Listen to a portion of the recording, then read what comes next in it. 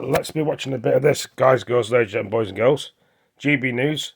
Now, over the weekend, Does Conservative hate young people? They given up Rishi Sunak announced. on them or something or other. Now, over the weekend, Rishi Sunak announced plans to bring back mandatory military service for 18-year-olds. It's a huge talking point at the front of all our newspapers. You can't avoid it. It's part of his election pledge. This would mean that young people would have to spend a year in the military or do volunteer work on weekends.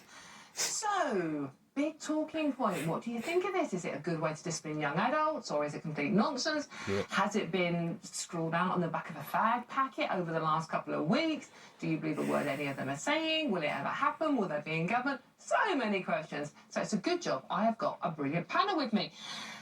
Daniel Moylan, I'm going to come to you first. Now, I know you're not representing the Conservative Party at all, in any way, shape or form. You are just being Daniel. And I just want you to be Daniel, right? Okay, this show is not all about heavy politics. It's about having an opinion and having some fun. So, Daniel, this national service, what do you make of it? Well, before I come to that, can I just say I love all this election stuff because this is democracy in the raw. This is the privilege that we have fought for over so many generations. And because of Brexit, this is the first general election in decades. Hold on, Daniel. You mentioned the B word within 10 minutes. No one can hide behind the European Union.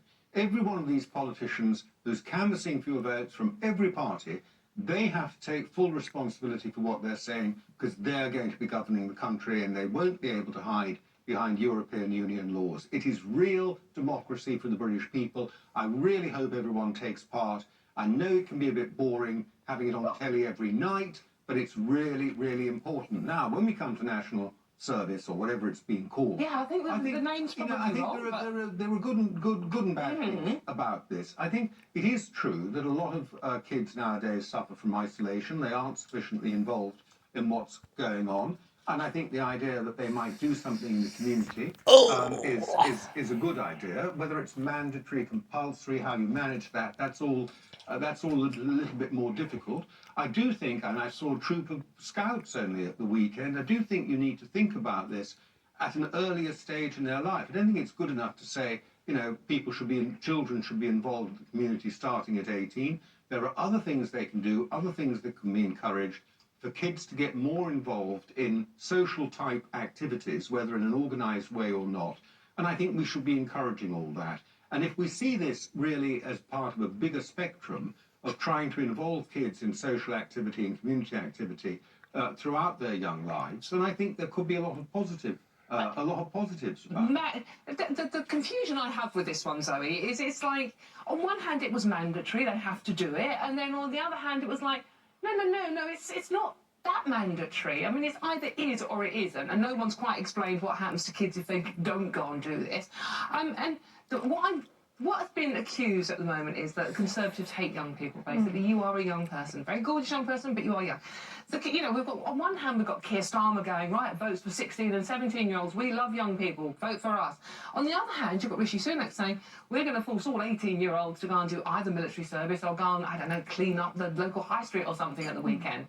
What do you make of it as a young person? Well, I think it's a strange move from the Conservatives, and I think what it really shows is that this is a party that it's trying to stem the bleeding and stem the losses, because... Like I say, 1 minute Rishi Sunak wants to take people's money away, next minute he wants to start a war with other countries for no reason at all, and then now he wants to put young people in the army.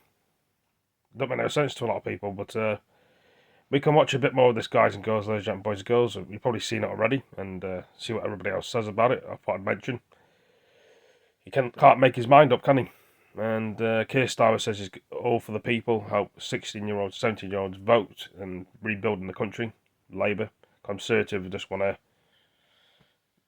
make the taxes go higher. Labour want to help the people, apparently. How can they help? Rebuild the country and stop taxes. Anyway. We know the Conservative Party is hemorrhaging young votes.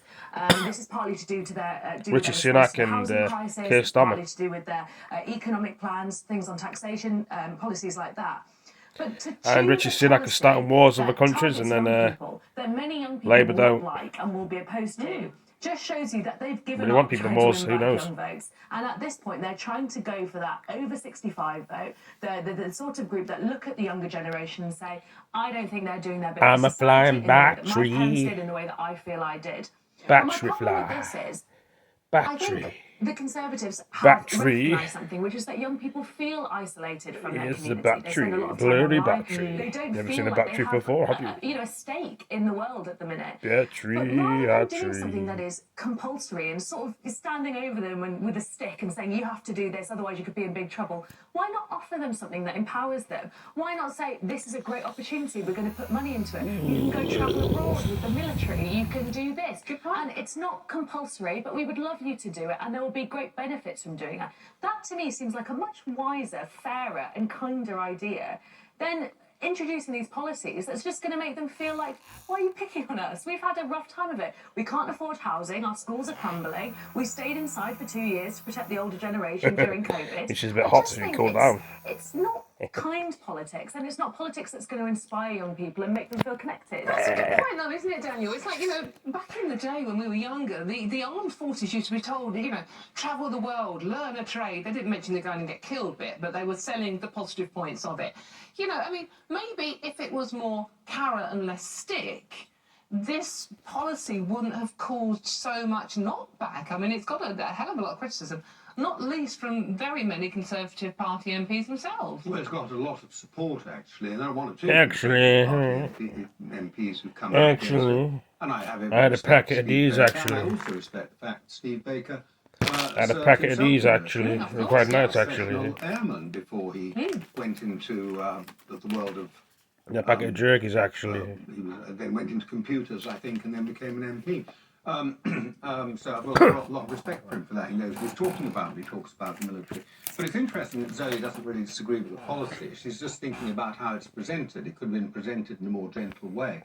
So I think there are legs on this, and the fact that the government has said they're going to set up a royal commission of some sort that's going to work out the details probably is a sensible way of approaching it, because details do need to be worked out. But I do come back to this point that I think Spinning there is something to be headphones. said in a kind way. There is something to be said to try and help many young people. I think we might be talking later about the fact that an awful lot of young people are being medicated for so-called mental health conditions. A lot of young people who would be happier if they had better links with the community, and nowadays they're much more isolated, and it's not just because they spend time online, it's partly because they're not allowed to go out and play in the street, they can't take a bus on their own, they have to be sat on the tube so that they don't fall over, the poor things, and so on. Nothing like the way we were brought up, which was much more It's interesting. with other children. We were expected, if we fell over, to bounce, which is what Both of you have mentioned the generation divide here, and I don't know about either of you, but I feel like the generation gap has never been wider. Zoe, you alluded to the fact that the older generations are looking at young folk and think, you're not pulling your weight, you're not doing what we used to do when we were younger, you've been wrapped up in cotton wool, you're snowflakes, to borrow that old phrase. I mean, do you feel that younger generations are treated with a bit of contempt by the older generations? I do, actually, and I think it's really unfair. I think especially, and I'll go back to this point, during COVID, young people stayed inside. They lost valuable... When you're young, every year is very valuable for your development. Some people lost really valuable years where they could have been making connections. People who... I feel really bad for young people who went to university and spent the first 2 years of freedom and that period of their life locked indoors, to protect their grandparents, to protect the older generation. And I feel like we spoke a lot about that public sacrifice at the time, but since then the Conservative government have kind of introduced these policies that aren't really listening to what young people want. I think there's been some interesting points made about smartphones and the impact that's having on young people's mental health, but I would like to see more policy made talking to young people and understanding what it is they want, because I think... And there's a real issue here. If you treat a generation with contempt, or you talk to a generation as if they have nothing to offer, they'll start to internalise that and believe it. And I actually think, we have an ageing population, more and more older generations are going to be depending on younger generations for care. We need to bring politics together. We need to bring those generations together. talk about the ways that they can help each other, not widen that generational divide. And I do worry that Sunak, because he's out of ideas, is kind of leaning into that, trying to draw a bit of a wedge in order to spark up voters to vote for him, rather than to actually think of what is constructive and helpful policy. How can we bring those generations together and think about how holistically that can be beneficial for the social care sector, the health sector, education, all those things. Young people have a lot to offer, and I find the way they're spoken about by some politicians quite unpleasant, really. Just one final quick point. I'm running out of time on this one, Daniel. Do you think there is that resentment between the generations more so than there have been Look, in there's previous nothing generations? new about the generation. No, but I just feel like divide. it's a I will bit just more- tell you, there was a German poet called Walter von der Vogelweide who in his old age I'm so glad you said wrote that. a poem about young people, how they didn't know how to dress anymore, they didn't know how to behave, they didn't know how to enjoy themselves properly. That was written in 1200. And they're absolutely, roughly 1200, and then absolutely nothing new about the generational divide. The old have always thought the young